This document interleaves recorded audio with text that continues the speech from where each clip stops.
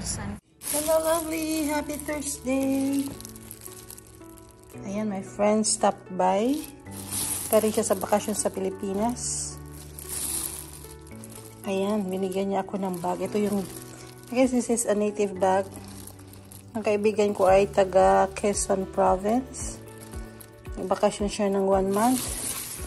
Pero kasal ang kanyang anak. Pinahiram ko siya ng bag na magagamit niya. So, ayan, binigyan niya ako ng bag. Check natin. This is a native bag from Philippines. Ito na yung bag. Ang ganda. Para siyang, anong tawag dito? Para siyang plastic.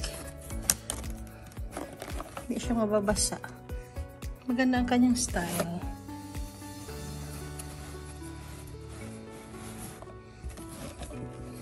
Ganito siya. Proudly Philippine made. Kanyang loob. Ayun.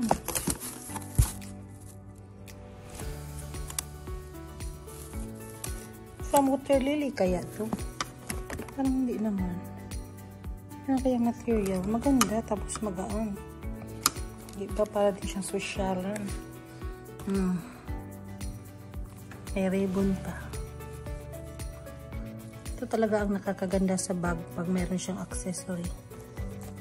Dudubo lang kanyang lock. Meron siyang pang lock dyan sa hip. Tapos dito. Maganda siya at magaan.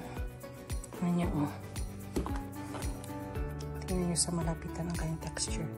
Para siyang Bottega Veneta.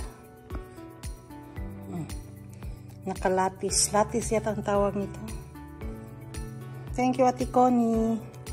Sa pasalubong. I like it. Mahal kayo ito sa atin.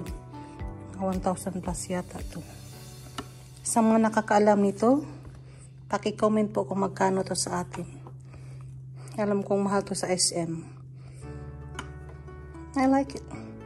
Kagamitin ko to sa Sunday sa simba. Kasi madami siyang mapaglagyan. Madami kang malagay. I like it. Thank you, Ate Connie, sa pasalubong.